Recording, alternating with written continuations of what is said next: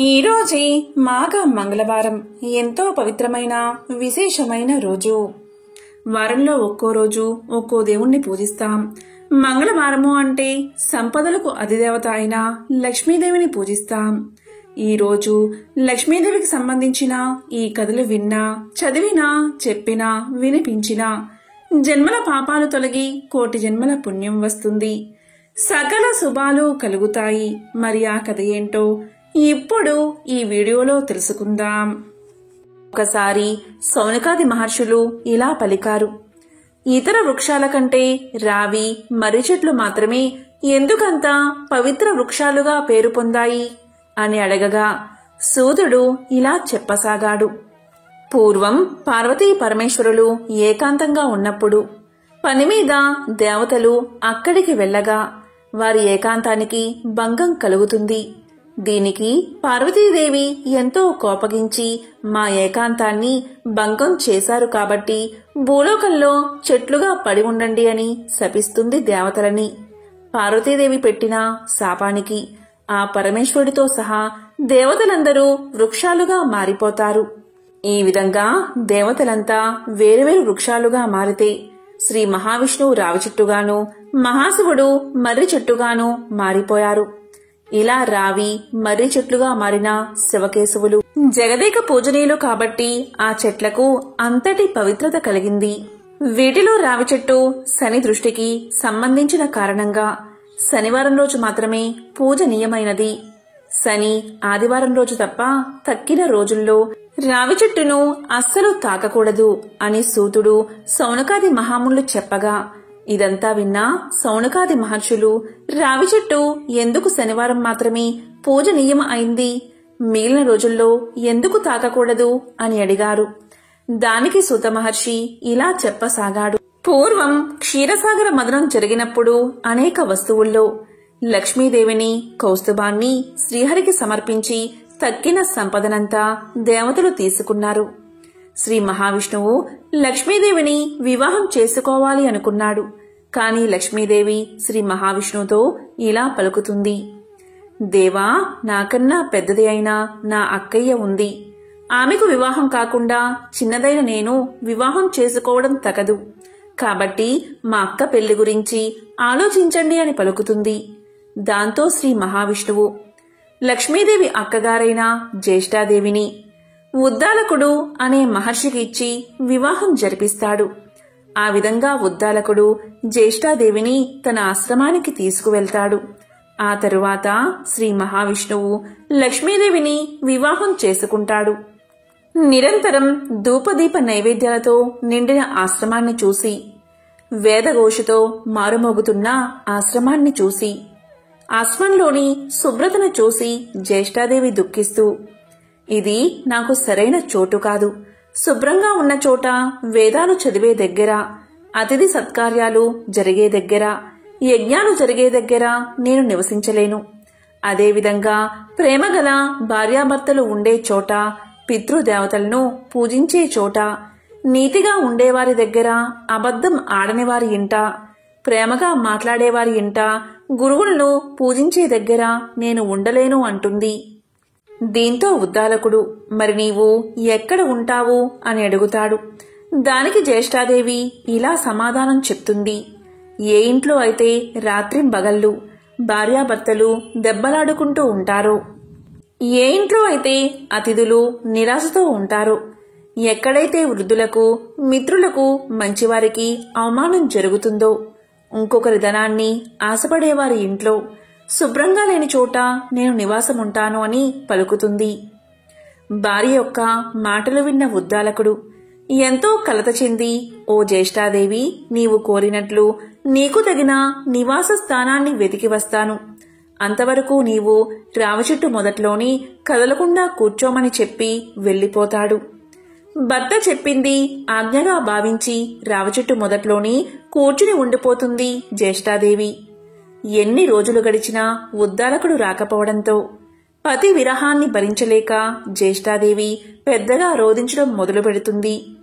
ఆమె ఏడుపులు వైకుంఠంలో ఉన్న లక్ష్మీనారాయణలా చెవిలో పడతాయి. అది విన్న లక్ష్మీదేవి ఇలా అంటుంది. స్వామి, నా అక్క అయిన జ్యేష్ఠాదేవి ఎందుకో రోదిస్తుంది. ఆమె దగ్గరకు వెళ్ళి రండి అని మహావిష్ణువును కోరుతుంది. వెంటనే మహావిష్ణువు జ్యేష్ఠాదేవి దగ్గరకు వెళ్తాడు. ఆమెతో ఇలా పలుకుతాడు: ఓ జ్యేష్ఠాదేవి, ఈ రావి చెట్టు నా అంశతో నిండి ఉంటుంది.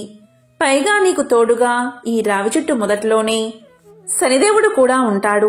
కాబట్టి నువ్వు రావి చెట్టు మొదట్లో స్థిర నివాసం ఏర్పరచుకుని ఉండు అని పలుకుతాడు. దానికి జ్యేష్ఠాదేవి, ఓ మహావిష్ణు ప్రభు, ఇక్కడ నన్ను ఎవరూ పూజించడం లేదు అని పలుకుతుంది. దానికి శ్రీ మహావిష్ణువు ఇలా పలుకుతాడు: వారంలో శనివారం రోజు నిన్ను పూజించేవారి ఇంటయందు లక్ష్మీదేవి నివసిస్తుంది. వారంలో శనివారం రోజు ఎవరైతే రావి చెట్టును తాకుతారో వారిని అదృష్టం వరిస్తుంది. ఈ విధంగా ప్రతి శనివారం రావి చెట్టు పూజనీయంగా మారింది అని సూతుడు సౌనకాది మహామునులకు చెప్తాడు. ఎవరైతే జ్యేష్ఠాదేవిని శనివారం రోజు షోడశోపచారాలతో పూజిస్తారో అలాంటి వారి పట్ల లక్ష్మీదేవి సంతోషించి సకల సంపదలను కురిపిస్తుందని సూతుడు తెలియచేస్తాడు. కాబట్టి వారంలో సోమ, మంగళ, బుధ, గురు, శుక్రవారాల్లో రావి చెట్టును తాకకూడదు. శని, ఆదివారాల్లో తాకవచ్చు. ఎవరైతే ఈ కథను వింటారో లేక చదువుతారో అలాంటి వారి జన్మల పాపాలు తొలగి కోటి జన్మల పుణ్యం వస్తుంది. సకల శుభాలు కలుగుతాయి. ఇలాంటి శక్తివంతమైన రోజు ఎవరైతే ఈ కథను వింటారో వారికి ఉన్న శని బాధలు తొలగిపోతాయి. కష్టాలు, దరిద్రం తొలగి ఐశ్వర్యవంతులు అవుతారు.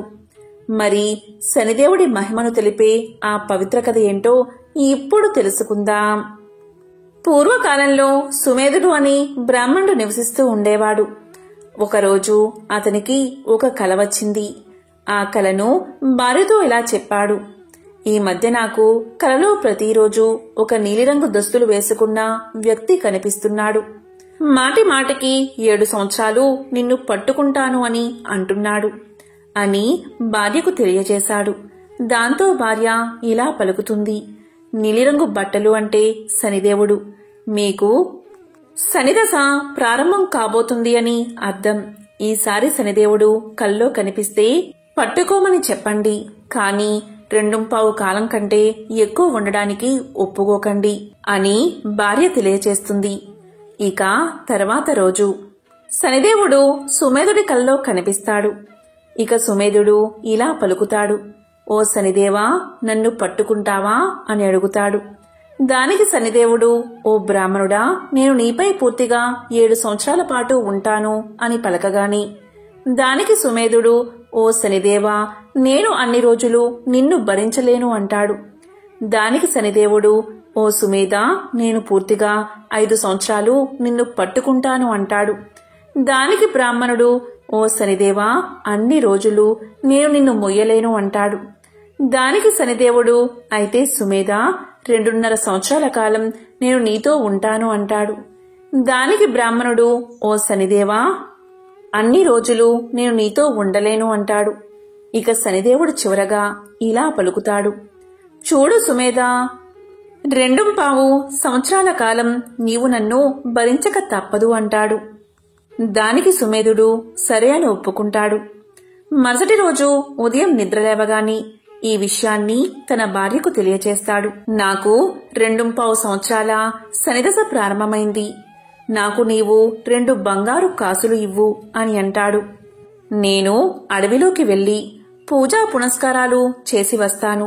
నీవు ఇంట్లోనే ఉండి పిల్లల్ని జాగ్రత్తగా చూసుకో. ఎవరితోనూ పోరు పెట్టుకోకు. అందరితో జాగ్రత్తగా ఉండు. ఇలా చెప్పి బ్రాహ్మణుడు అడవిలోకి వెళ్తాడు. అక్కడ ఒక చెట్టు కింద కూర్చుని పూజ చేసుకుంటూ ఉంటాడు. ఇలా ఒక కాలం గడుస్తుంది.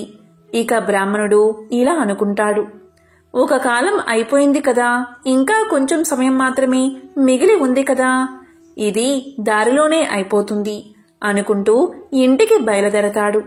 కాని శనిదేవుడి ప్రభావం నుంచి ఎవరూ తప్పించుకోలేరని అతనికి తెలియదు. అతనికి దారిలో కొన్ని పుచ్చకాయలు కనిపిస్తాయి. వాటిని ఇంటికి తీసుకువెళ్తాను అనుకుని అక్కడ ఎవరైనా ఉన్నారేమో అని గట్టిగా పిలుస్తాడు. కాని అక్కడ ఎవరూ ఉండరు, ఎవరూ పలకరు. ఇక తన దగ్గర ఉన్న ఒక బంగారు నాణాన్ని అక్కడ పెట్టి 2 పుచ్చకాయలు కోసుకుని సంచిలో వేసుకుంటాడు. ఇక తిరిగి ఇంటికి ప్రయాణం సాగిస్తాడు. ఇంతలో 2 సిపాయిలు అటుగా వస్తారు. వారు బ్రాహ్మణుణ్ణి ఆపి, నీ సంచిలో ఏముందో చూపించు అంటారు. దానికి సుమేధుడు, నా సంచిలో 2 పుచ్చకాయలు ఉన్నాయి అంటాడు. దానికి సిపాయిలు సంచి తెరిచి చూపించమని అడగగా సుమేధుడు సంచి తెరచి చూడగానే దాంట్లో రాజుగారి 2 కొడుకుల తలలు ఉంటాయి. దీంతో సిపాయిలు అతన్ని పట్టుకుని రాజుగారి దగ్గరకు తీసుకువెళ్తారు. రాజుతో సిపాయిలు ఇలా పలుకుతారు, ఓ రాజా, ఈ బ్రాహ్మణుడు మీ 2 కొడుకులను చంపి తలలను సంచిలో వేసుకున్నాడు అని అనగానే ఆ మాటలు విన్న రాజుగారికి ఎక్కడలేని కోపం వచ్చి ఆ బ్రాహ్మణుణ్ణి వెంటనే ఉరితీయండి అని ఆజ్ఞాపిస్తాడు. సిపాయిలు సుమేధుణ్ణి తీసుకుని వెళ్లి ఉరి తీయబోగా సుమేధుడు ఇలా పలుకుతాడు, మహారాజా, దయ చూపించండి, కొంచెంసేపు ఆగండి, నన్ను పూజ చేసుకోనివ్వండి అని పలకగానే రాజు ఒప్పుకుంటాడు. ఇక సుమేధుడు పూజ చేసుకుంటూ ఉండగా శనిదశ పూర్తవుతుంది. ఇంతలో అక్కడకు రాజుగారి 2 కొడుకులు తిరిగి వస్తారు. వారిని చూసి రాజు ఎంతో ఆశ్చర్యపోతాడు. అప్పుడు రాజు బ్రాహ్మణుడితో ఇలా పలుకుతాడు, ఓ బ్రాహ్మణుడా, నీవు ఏమాయ చేశావు అని అనగానే సుమేధుడు ఇలా అంటాడు, మహారాజా, నేను ఏమాయా చేయలేదు, నాకేమీ తెలియదు, నాపై శని ప్రభావం ఉంది, అందుకే ఇదంతా జరిగింది అని సమాధానం చెప్తాడు. దానికి రాజు ఇలా అడుగుతాడు, ఓ బ్రాహ్మణుడా, శనిదశ పట్టుకుంటే నివారణ ఉపాయం ఏమిటి అని అడగగానే సుమేధుడు ఇలా చెప్తాడు, రాజుకు శనిదశ పట్టుకుంటే నల్లటి ఏనుగును దానంగా ఇవ్వాలి, షావుకారికి శనిదశ పట్టుకుంటే ఒక నల్లటి గుర్రాన్ని దానంగా ఇవ్వాలి, ఒక గృహస్థుడికి శనిదశ పట్టుకుంటే నూనెలో ముంచిన రొట్టెను నల్లని కుక్కకు తినిపించాలి, అదేవిధంగా రావి చెట్టును పూజించాలి, శనిదేవుణ్ణి కూడా పూజించాలి అని సమాధానం చెప్తాడు. దాంతో రాజు బ్రాహ్మణుడికి కొంచెం నగదు ఆభరణాలు ఇచ్చి వదిలేస్తాడు. అప్పుడు బ్రాహ్మణుడు ఇంటికి చేరుకుంటాడు. ఇంటికి వెళ్లిన తర్వాత భార్యతో ఇలా అంటాడు, జరిగిన విషయమంతా చెప్తాడు. అప్పుడు ఆమె సంచిలో ఏం తీసుకువచ్చారు అని అడగగానే బ్రాహ్మణుడు 2 పుచ్చకాయలు తీసుకువచ్చాను అంటాడు. తీరా సంచి తెరిచి చూడగానే పుచ్చకాయకు బదులు బంగారపు కాసులు ఉంటాయి. దానికి భార్య, ఇంత బంగారం ఎక్కడిది, మీకు శని పట్టుకుంది కదా అని అనగానే దానికి సుమేధుడు ఇలా చెప్తాడు, శని పట్టినప్పుడు పుచ్చకాయలు తలకాయలుగా మారాయి, వదిలిపోగానే పుచ్చకాయ స్థానంలో బంగారం వచ్చింది అని సమాధానం చెప్తాడు. పూర్వం ఒక బ్రాహ్మణుడు ఉండేవాడు. వేలగాని వేళ తన ఇంటికి ఎవరు వచ్చినా వాళ్లను తను ఎరగకపోయినా సరే ఆదరించి భోజనం పెట్టేవాడు. ఒకవేళ ఇంటికి ఎవరూ రాకపోతే వీధి వెంట పోయి వాళ్లని పిలిచి అన్నం పెట్టేవాడు. ఇలా చాలా కాలం జరిగాక ఒకనాడు ఆయనకు అన్నదానం వల్ల వచ్చే పుణ్యం ఎలాంటిదో తెలుసుకోవాలనే బుద్ధి పుట్టింది. ఎవరిని అడిగినా చెప్పలేకపోయారు. ఒక ఆయన ఇలా అన్నాడు, అన్నదాన మహిమ చాలా గొప్పది, దాన్ని వర్ణించాలి అంటే కాశీ అన్నపూర్ణకు తప్ప ఇతరులకు సాధ్యం కాదు. మీకు తెలుసుకోవాలని ఉంటే స్వయంగా ఆ అన్నపూర్ణాదేవిని అడిగి తెలుసుకోండి అని సలహా ఇచ్చాడు. అన్నపూర్ణ అంటే కాశీ విశ్వేశ్వరుని భార్య అయిన పార్వతీదేవి అన్నమాట. ఆవిడకు కూడా అన్నదానం అంటే ఎంతో ఆసక్తి. అందుకనే కాశీలో ఎవరికీ అన్నం లేకుండా పోదు. మన బ్రాహ్మణుడు కాశీ వెళ్లి గంగా ఒడ్డున కూర్చుని పార్వతీదేవి గురించి గాఢంగా తపస్సు చేశాడు. దేవి అతని తపస్సుకు మెచ్చుకుని ప్రత్యక్షమై ఇలా పలికింది, నీకేం కావాలి బ్రాహ్మణుడా అని అడిగింది.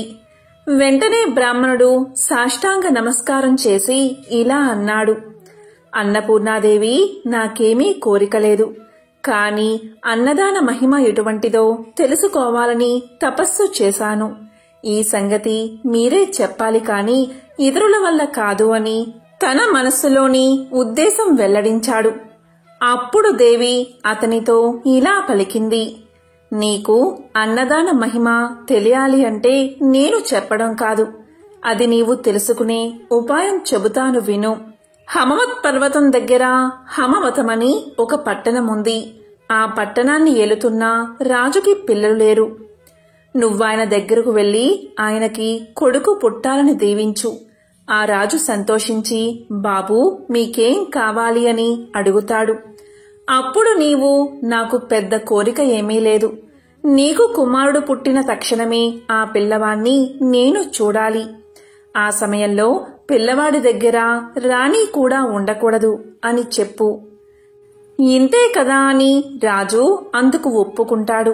ఆ పిల్లవాడు పుట్టడంతోనే ఏకాంతంగా వాణ్ణి, అన్నదానం వల్ల కలిగే పుణ్యమేమిటిరా అబ్బాయి అని అడిగి తెలుసుకో అని చెప్పింది అమ్మవారు. బ్రాహ్మణుడు సరే అని చెప్పి హమవతానికి బయలుదేరి వెళ్లాడు.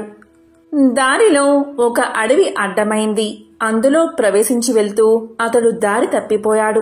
దారి తెలియక తచ్చాడుతూ ఉంటే ఆ అడవిలో ఉండే బోయవాడు ఒకడు ఆయన అవస్థ కనిపెట్టి, ఏం బాబూ దారి తప్పిపోయినట్లున్నారు, ఏ ఊరు వెళ్ళాలి అని అడిగాడు. హమవత పర్వతం దగ్గరికి పోవాలి అన్నాడు బ్రాహ్మణుడు. బాబూ దారి తప్పి ఆమడ దూరం వచ్చేశారు. సాయంత్రం అయిపోయింది. పులులు సింహాలు ఉన్న అడవి ఇది. రాత్రి ప్రయాణం చెయ్యకూడదు. పొద్దున్నే దారి చూపిస్తాను, ఈ రాత్రి ఆగిపోండి అన్నాడు బోయవాడు. బ్రాహ్మణుడు రాత్రికి అక్కడే ఉండిపోయాడు. బోయవాడు ఆయనను తన చేను వద్దకు తీసుకెళ్లాడు. చేను దగ్గరకు వెళ్లడంతోనే బోయవాడు ఇంటికి అతిథిగా వచ్చిన ఆ బ్రాహ్మణుడికి భోజనం ఏం పెడితే బాగుంటుంది అని ఆలోచించాడు. ఆనపకాయలు, కందికాయలు, పెసరకాయలు కావలసినన్ని ఉన్నాయి, కాని వాటిని ఉడకేసుకోమని ఇవ్వడానికి వాడి వద్ద కొత్త కుండ లేకపోయింది. తమ కుండల్లో ఉడకేసి పెడితే ఆయన తినడు. ఎలా మరి అని ఆలోచించాడు ఆ బోయవాడు. బ్రాహ్మణుడు అప్పుడు ఇలా పలికాడు, నాయనా నాకేమీ వద్దు, నువ్వు చేసిన ఆదరణ వల్ల నా శ్రమ, ఆకలి తీరిపోయాయి, ఆలోచించక పడుకో అన్నాడు. కాని బోయవాడికి ఆ బ్రాహ్మణుణ్ణి పస్తు పెట్టడమంటే మనస్సు ఒప్పింది కాదు.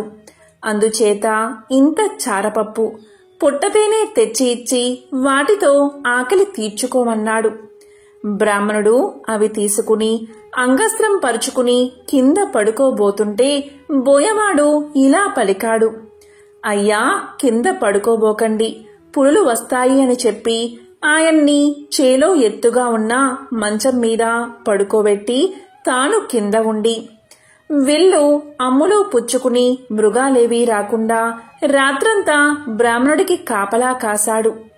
తెల్లవారుజామున నిద్ర ఆగక ఒక్క కునుకు తీశాడు. అంతలో ఎక్కడనుంచో ఒక పులి వచ్చి పాపం ఆ బోయవాడి మీద పడి చంపేసింది. బ్రాహ్మణుడు నిద్రలేచి జరిగిందంతా తెలుసుకుని తన మూలాన ఆ బోయవాడు పులివాత పడ్డాడని ఎంతో విచారించాడు. ఆ బోయవాని భార్య బ్రాహ్మణుడితో ఇలా పలికింది, స్వామి, నా రాత ఇలా ఉండగా ఎవరు తప్పించగలరు, మీరు బాధపడకండి, మీకు హమవతానికి దారి చూపిస్తాను నడవండి అని ఆయన్ని తీసుకెళ్లి దారి చూపెట్టి వెనక్కి తిరిగి వచ్చి భర్తతో పాటు సహగమనం చేసింది. ఆ బ్రాహ్మణుడు బోయ దంపతుల మంచితనాన్ని తలుచుకుంటూ హమవతాన్ని చేరుకున్నాడు. అక్కడ రాజును చూసి పార్వతీదేవి చెప్పినట్లుగా దీవించాడు. పుట్టినప్పుడు మీ పిల్లవాణ్ణి ఏకాంతంగా చూడడానికి అనుమతి ఇవ్వాలి అని కోరగా రాజు ఒప్పుకున్నాడు. రాజుగారి భార్య 9 నెలలు మోసి చందమామ లాంటి పిల్లవాణ్ణి కన్నది. బ్రాహ్మణుడు ఎవరూ లేకుండా చూసి ఆ పిల్లవాణ్ణి ఇలా అడిగాడు, అన్నదానం వల్ల కలిగే ఫలమేమిటో చెప్పు అని అడిగాడు. అప్పుడే పుట్టిన శిశువు అయినప్పటికీ పెద్దవానికి మళ్ళీ ఆ పిల్లవాడు ఇలా పలికాడు, 10 నెలల క్రితం మీరు పట్టణానికి వస్తూ అడవిలో దారి తప్పిపోతే మిమ్మల్ని తీసుకెళ్లి చారుడు చారపప్పు, పుట్టతేనే ఇచ్చిన బోయవాన్ని నేనే సుమండి ఈ మాత్రపు దానికే ఈ రాజుగారికి కుమారుడై పుట్టి రాజ్యాన్ని ఏలబోతున్నాను. ఒకనాటి దానానికే ఇంత గొప్ప ఫలం కలిగినప్పుడు నిత్యం అన్నదానం చేసే మహానుభావులకు ఎటువంటి ఫలం కలుగుతుందో మీరే ఊహించుకోండి. ఇలా చెప్పేసి ఆ పిల్లవాడు మరుక్షణంలోనే ఉవ్వా ఉవ్వా అని ఏడవడం ఆరంభించాడు. బ్రాహ్మణుడు చాలా ఆశ్చర్యపడి తన ఊరు తిరిగి వచ్చి జరిగినదంతా భార్యతో చెప్పాడు. ఆ దంపతులు అప్పటి నుంచి అన్నదానం చేస్తూ ధనం, ధాన్యం, పుత్ర పౌత్రాభివృద్ధి కలిగి సుఖంగా జీవించారు. ఇదే అన్నదాన మహత్యాన్ని తెలిపే ఒక విశేషమైన కథ. పూర్వం భరద్వాజ మునీంద్రుడు సూతుణ్ణి ఇలా అడుగుతాడు. సూత, మానవ జన్మ పరమార్థం తెలుసుకోవాలంటే ఏం చెయ్యాలి? సంసార బంధం నుంచి విముక్తిని కలిగించి దివ్య సాధనమేది అని అడుగుతాడు. దానికి సూతుడు ఇలా చెప్తాడు. భరద్వాజ మునీంద్ర, కలియుగంలో మానవులు ముక్తిని పొందాలంటే ఏం చెయ్యాలో వివరించి ప్రాచీన ఇతిహాసాన్ని తెలియచేస్తాను. శ్రద్ధగా విను అంటూ ఇలా చెప్పడం ప్రారంభించాడు. పూర్వకాలంలో పుండరీకుడు అనే పేరుగల ఒక బ్రాహ్మణుడు ఉండేవాడు. అతను బుద్ధిమంతుడు, విద్యావంతుడు. పుండరీకుడు సంపన్న కుటుంబంలో పుట్టాడు. ఉపనయనం అయిన తర్వాత యథావిధిగా బ్రహ్మచర్యాన్ని పాటిస్తూ సమర్థులైన ఉపాధ్యాయుల దగ్గర వేద శాస్త్రాలను అధ్యయనం చేశాడు. పుండరీకుడు చక్కని తెలివితేటలు కలవాడు. కొంతకాలంలోనే వేదాధ్యయనం, శాస్త్ర పఠనం ముగించుకుని విద్యావంతుడై ఇంటికి తిరిగి వచ్చాడు. ఇక తల్లిదండ్రులు విద్యావంతుడైన పుండరీకుడు యుక్త వయసుకు రావడం వల్ల వివాహం చేయాలని తలచి పుండరీకుడిని వివాహ విషయంపై అడుగుతారు. దానికి పుండరీకుడు, తొందరపడకండి, నేను చెప్పినప్పుడు మీరు చెద్దురుగాని అని సమాధానం చెప్పి ఏకాంతంగా ఒక ప్రదేశంలో కూర్చుని మానవ జీవితాన్ని విమర్శించుకున్నాడు. అతనికి సంసారం ఒక ముళ్ల పొదలా అనిపించింది. దీంతో పుండరీకుడు తల్లిదండ్రులను, మిత్రులను, బంధువులను అందరినీ వదిలిపెట్టి ఇల్లు వదిలి దేశ సంచారం కోసం తరలిపోయాడు. అక్కడ దొరికిన ప్రదేశాల్లో దొరికినవి తింటూ ఆకలి తీర్చుకుంటూ జీవితాన్ని సాగిస్తున్నాడు. నీటి బుడగ వంటి ఈ జీవితాన్ని ఎవరూ నమ్మకూడదు. క్షణక్షణానికి మారిపోయే శరీర స్థితిని నమ్మి బతకడం అనేది శరీర అందం శాశ్వతం కాదని పురాణాలు చెప్పిన ప్రకారం ఈ భూమి మీద ఉన్న తీర్థాలు సేవించాలని నిర్ణయించుకున్నాడు.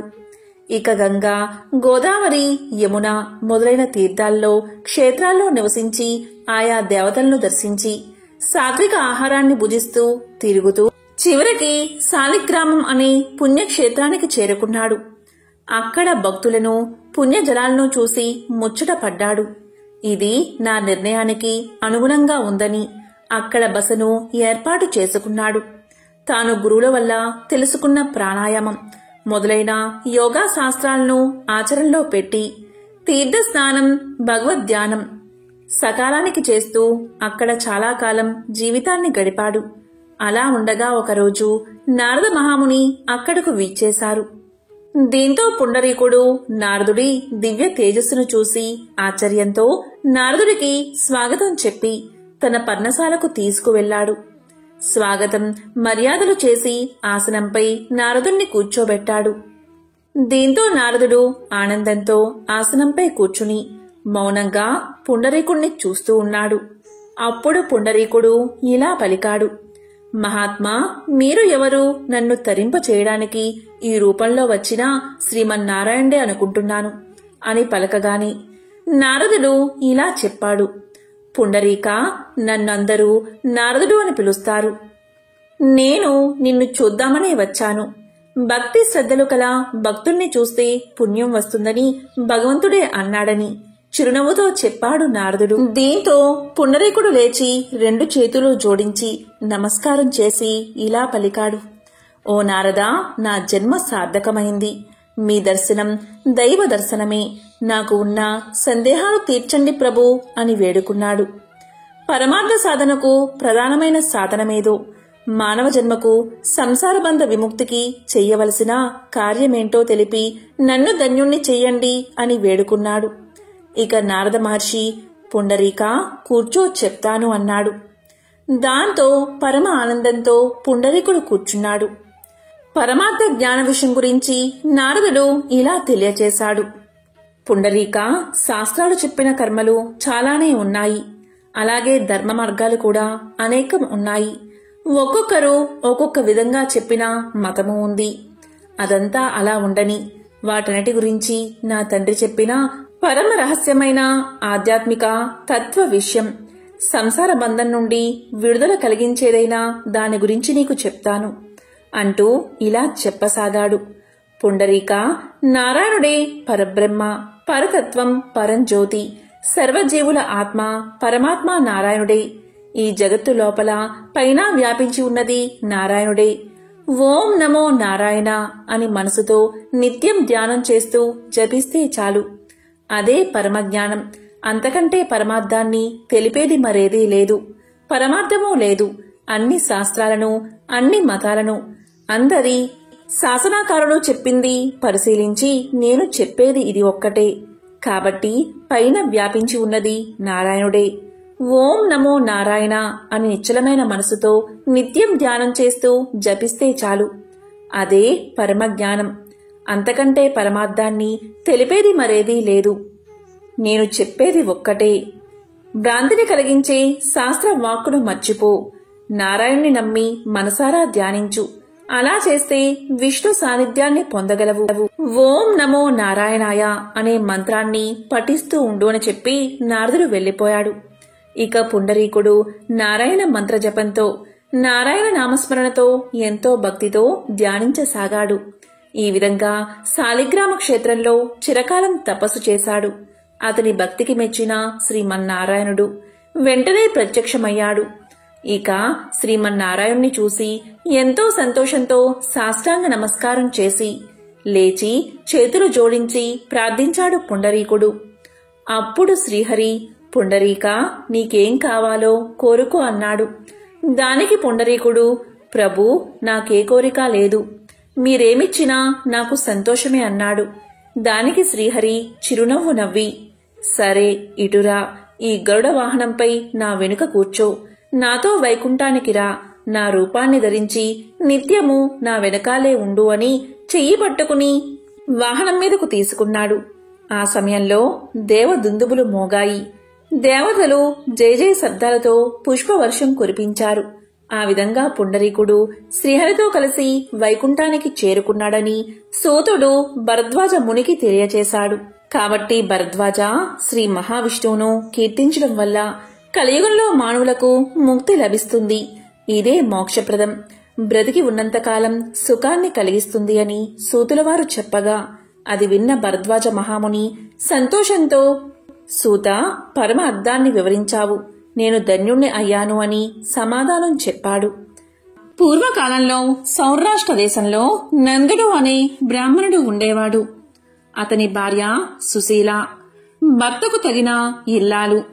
ఆ దంపతులిద్దరూ ఎంతో భక్తి శ్రద్ధలతో లక్ష్మీదేవిని పూజిస్తూ ఉండేవారు. ఇంటిని ఎప్పుడూ శుచిగా శుభ్రంగా ఉంచుకునేవారు. ఎప్పుడూ కూడా ఇంటిని ఆవు పేడతో అలికి ముగ్గులు వేసి అలాగే నిత్యము కూడా దీపారాధన చేస్తూ ఉండేది సుశీల. ఆ దంపతులకు 2 కొడుకులు. ఇద్దరికి పెళ్లిళ్లై పౌరోహిత్య వృత్తిని చేపట్టారు. ఇది ఇలా ఉండగా ఒక శుక్రవారం రోజు సుశీల ఎప్పటి మాదిరిగానే ఇల్లు అలికి శుభ్రం చేసి ఇంట్లో పూజా గదిలో లక్ష్మీదేవి పటం ముందు ఆవు నెయ్యితో దీపాన్ని వెలిగించి నైవేద్యం పెట్టి అమ్మవారిని అర్చిస్తూ ఉంది. ఇంతలో ఎక్కడ్నుంచో ఒక బిచ్చగాడు వచ్చి, అమ్మా, ఆకలిగా ఉంది, అన్నం పెట్టండి అని అరుస్తూ ఉన్నాడు. దానికి సుశీల చిరాకుపడి, అన్నం లేదు, ఏమీ లేదు, ఇక్కడ్నుంచి వెళ్లిపో అని ఇంట్లోంచే గట్టిగా అరిచింది. ఆ బిచ్చగాడు నిరాశతో ఆ ఇల్లు వదిలి వెళ్లాడు. సుశీల చేసిన పనికి లక్ష్మీదేవికి ఎంతగానో కోపం వచ్చింది. దాంతో లక్ష్మీదేవి బ్రాహ్మణ దంపతులు చూస్తూ ఉండగానే ఇంటి నుంచి బయటకు వెళ్లిపోబోతూ ఉంది. వెంటనే నందుడు లక్ష్మీదేవిని ఆపి, అమ్మా, జరిగిన తప్పుకు మన్నించు. ఎప్పుడూ కూడా ఇలాంటి తప్పులు జరగనివ్వను అన్నాడు. కాని లక్ష్మీదేవి కోపాన్ని తగ్గించుకోక, నేనిప్పుడు మీ ఇంటి నుండి వెళ్ళిపోతున్నాను.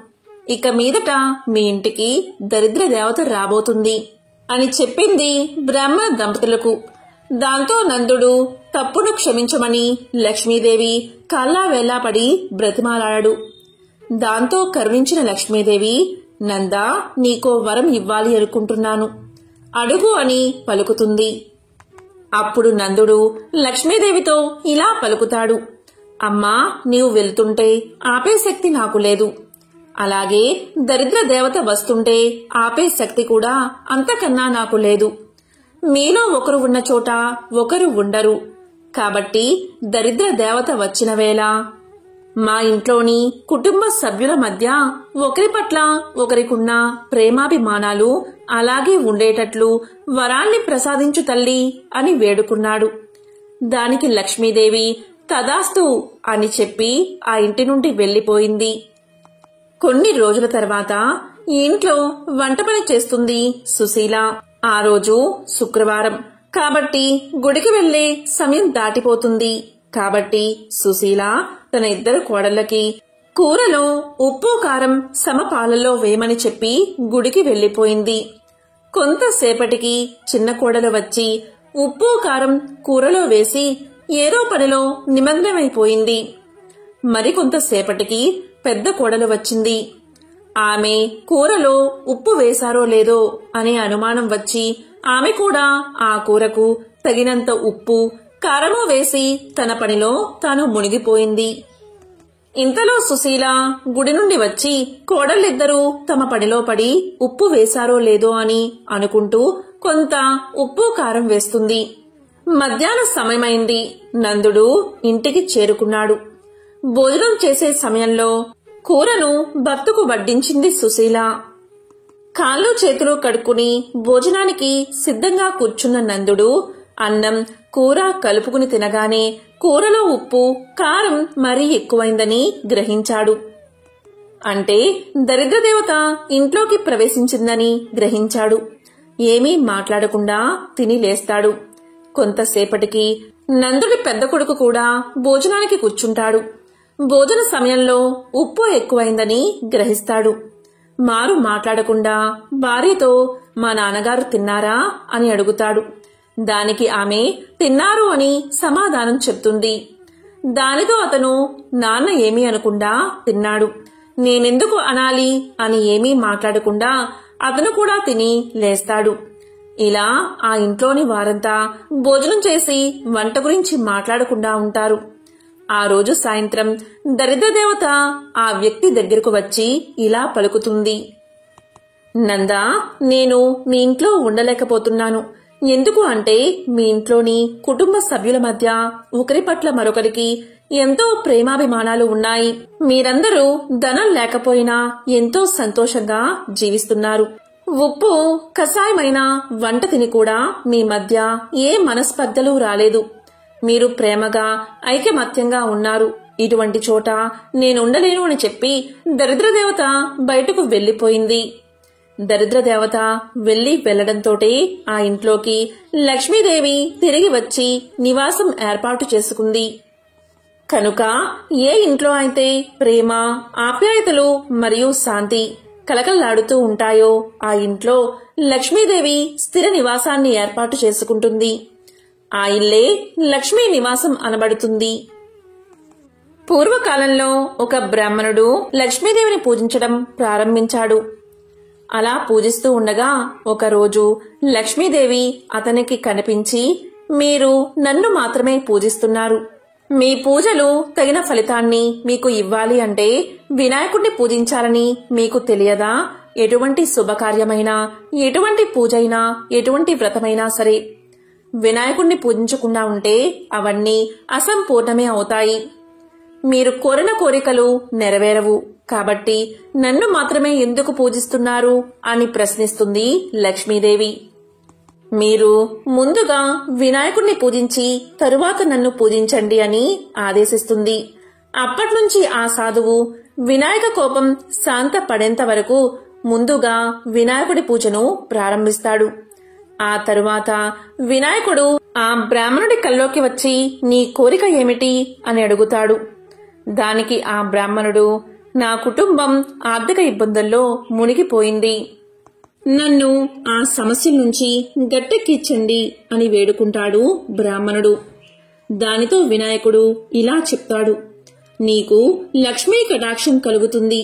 నీవు ఏ పని ప్రారంభించినా ప్రతిదానిలో నీదే విజయం అవుతుంది అని వరాన్ని ప్రసాదిస్తాడు. ఈ విధంగా బ్రాహ్మణుడు ఒకేసారి లక్ష్మి వినాయకుడిని పూజించి ఇటు సంపదతో పాటు ప్రతి పనిలోనూ విజయాన్ని సాధించి సంపన్నుడవుతాడు. త్రిలోక సంచారి నారదముని. నారదమునికి ప్రతిదీ తెలుసుకోవాలనే ఆతృత ఎక్కువగా ఉంటుంది. ఇది మనందరికీ తెలిసిన విషయమే. అదేవిధంగా ఒకసారి నారదముని ఇలా అనుకున్నాడు, అమ్మవారు అంటే లక్ష్మీదేవి ఎప్పుడూ కూడా విష్ణు పాదాలను నొక్కుతూ ఉంటుంది ఎందుకని అనే అనుమానం నారద మహర్షిలో కలిగింది. వెంటనే అమ్మవారిని అడగడానికి నిర్ణయించుకున్నాడు నారదుడు. వెంటనే వైకుంఠానికి చేరి లక్ష్మీనారాయణను సమీపించి నారదుడు ఇలా ప్రశ్నించాడు, అమ్మా, మీరెప్పుడూ కూడా భగవంతుడైన విష్ణు పాదాలను ఎందుకు నొక్కుతారు అని అడిగాడు. మానవుల నుండి భగవంతుడి వరకు గ్రహాలన్నీ తనను ప్రభావితం చేస్తాయని లక్ష్మీదేవి చాలా సులభంగా నారదమునికి సమాధానం చెప్పింది. ఈ గ్రహాల చెడు ప్రభావం శ్రీహరి పాదాలను నొక్కడం ద్వారా ముగుస్తుంది. ఒక మహిళ అరచేతిలో దేవతల సర్వోన్నతుడైన బృహస్పతి నివసిస్తాడు. రాక్షసుల గురువు శుక్రాచార్యుడు మనుషుల పాదాలలో నివసిస్తాడు. భార్య తన భర్త పాదాలను నొక్కినప్పుడు గ్రహాల యొక్క చెడు ప్రభావాలు నివారించబడతాయి. అలాగే సంపద కూడా వృద్ధి చెందుతుంది. అందుకే లక్ష్మీదేవి విష్ణు పాదాల దగ్గర ఉండడానికి కారణమని తెలుసుకున్నాడు నారదుడు. ఒకరోజు 3 పక్షులు అంటే ఒక చెట్టు మీద కోయిలమ్మ, నెమలి అలాగే చిలుక కూర్చుని ఎంతో స్నేహంగా ఇలా మాట్లాడుకుంటున్నాయి. ఆ 3 ఎంత మంచి మిత్రులు అంటే ఒకదానికి ఇబ్బంది కలిగితే మరొకటి సహాయం చేసుకుంటూ సంతోషంగా జీవనం సాగించేవి. ఎందుకో తెలియదు, ఒకరోజు రామచిలుక ఇలా పలికింది, నీ అంత నల్లగా ఎవరూ ఉండరు. నేను చూడు ఎంత అందంగా ఉన్నానో, అందుకే జనం నన్ను చూసి మురిసిపోతూ ఉంటారు. కొందరైతే నేనెక్కడికైనా పారిపోతాను, ఎగిరిపోతాను అని నన్ను పంజరంలో పెట్టి ముద్దు ముద్దుగా పళ్ళు, కాయలు తినిపిస్తూ ఉంటారు అని పలికింది రామచిలుక. ఈ మాటకు కోయిల ఎంతో చిన్నబుచ్చుకుంది. అప్పుడు కోయిల మాటలు విన్న నెమలి ఇలా పలికింది, నువ్వు ఎంతో గొప్ప అని విర్రవీగుతున్నావు. నా ముందు నీ రూపం దిగదుడిపే. నేను పురివిప్పి నాట్యం చేశాను అంటే అంతా కూడా రెప్ప వాల్చకుండా నన్నే చూస్తూ ఉంటారు. నా అందం ముందు నువ్వెంత అని పలికింది నెమలి. దానికి ఏం జవాబు చెప్పాలో తెలియక రామచిలుక నిస్సహాయంగా అటూ ఇటూ చూసింది. అప్పుడు కోకిల ఇలా పలికింది, ఓ రామచిలుక, నీ సంగతి ఏమో నాకు తెలియదు కాని నా మధురమైన గొంతు వినడానికి అందరూ ఎంతో ఇష్టపడతారు. నా కమ్మని పాట కోసం ఎదురు చూస్తూ ఉంటారు అని తన గురించి తానే గొప్ప చెప్పుకుంది. ఈ విధంగా ఆ 3 పక్షులు కూడా అంటే ఆ 3 స్నేహితులు కూడా నేను గొప్ప అంటే కాదు, నేనే గొప్ప అని వాదనకు దిగాయి. అప్పుడే ఒక మహర్షి అటుగా రావడం గమనించిన రామచిలుక ఇలా పలికింది, స్నేహితులారా, ఇలా మనలో మనమే గొడవపడ్డం ఎందుకు? ఆ స్వామీజీని అడిగితే అతనే సరైన సమాధానం చెప్తాడు కదా అని పలకగానే ఆ 3 నిర్ణయించుకుని స్వామీజీ దగ్గరకు వెళ్లాయి. ముందు చిలుక స్వామీజీతో ఇలా పలికింది, స్వామి, మాలో గొప్ప అందంగా ఎవరు ఉన్నారో మీరే చెప్పండి అని. దానికి స్వామీజీ చిరునవ్వు నవ్వుతూ, సరే చెప్తాను, వినండి. కోయిలమ్మ పైకి నల్లగా కనిపించినా ఎంతో మధురంగా పాడుతుంది. ఆ పాటలకు ప్రకృతి అంతా పులకరించిపోతుంది. నువ్వు ఎన్ని జన్మలెత్తినా తనతో కూత పెట్టలేవు. ఇక నెమలి పురివిప్పి నాట్యం చేసింది అంటే చూడడానికి 2 కళ్ళు సరిపోవు. ఇక నీ రూపం అంటే చిలుక రూపం ఎంతో అందంగా ఉంటుంది. అలా అని అదేదో గొప్పదని భావించకండి. దేని ప్రత్యేకత దానిదే. ఈ విషయంలో ఎవరూ కూడా పోట్లాడుకోవాల్సిన అవసరం లేదు. మనలో అహంకారం పెరిగిపోకుండా ఉండడానికి భగవంతుడు ఏదో ఒక లోపం పెడుతూ ఉంటాడు.